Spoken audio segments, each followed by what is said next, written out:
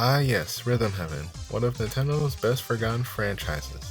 And while it didn't have many entries in this series, it did get enough to warrant a compilation on Nintendo's 3DS.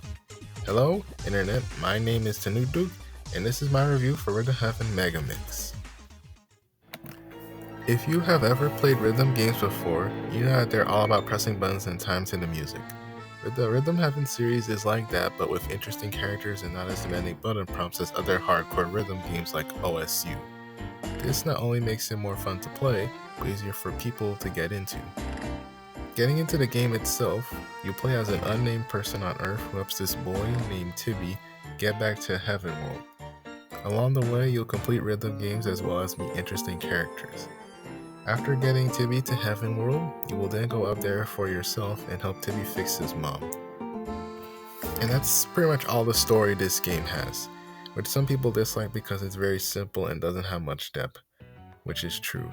But considering it does have to put all the Rhythm Heaven's best games together, along with some new games for Nintendo's 3DS, the story, even a bare bones one, would help tie them all together and help ease newcomers into the series. Each rhythm game's first appearance has a tutorial to teach you about the timing and controls of the game. Most games will utilize the A or the B button, but some will use that as well as the D-pad too to play. And if you're having trouble with the timing or the controls, the game will show you a timing chart on the bottom screen to help you, though you still need to get it right at least 3 times to pass the tutorial. Some rhythm games have varying rhythms with delayed button prompts. Others, especially later in the game, are fast-paced and have constant prompts throughout the song. As you play, you will come up upon skill star prompts. These prompts will usually appear at some random point in the song at the end of a somewhat difficult string of prompts, like here for instance.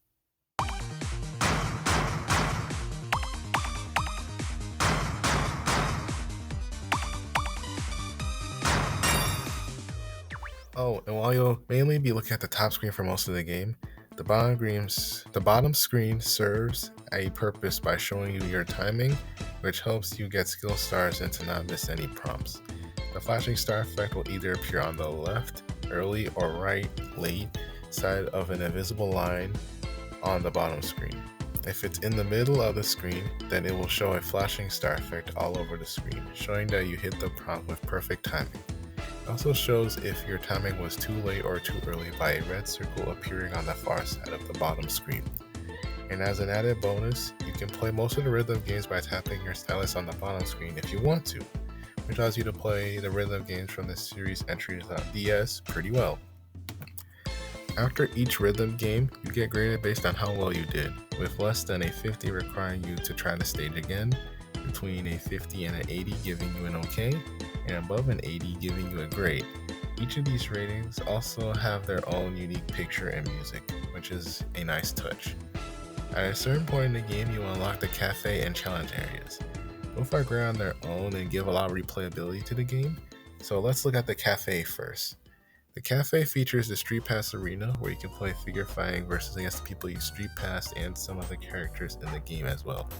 The goat in the pasture allows you to get mascots that will appear on the loading screen by launching turnips into its mouth in a pinball-esque minigame. The barista, who is a dog, will drop interesting dialogue about its life and will sometimes be occasionally occupied by one of the characters from the game who you can also talk to. Next is the shop where one of the Gatekeeper Trio brothers will see music from the games you've been listening to outside of the game, memorabilia from each rhythm game with their own little description, and rhythm games that are featured in the main game for you to play. All of this can be bought with the coins you get after playing a rhythm game as well as flow balls. More on those later. And finally, we have the gallery, which allows you to look at the items you've bought, the result pictures, and is a faster way to play the rhythm games than browsing the world map. They also show your high score for each game and if you got a skill star on it or not. Next to the museum is the curator, who will show you all the cutscenes, any badges you've earned, as well as mascots too.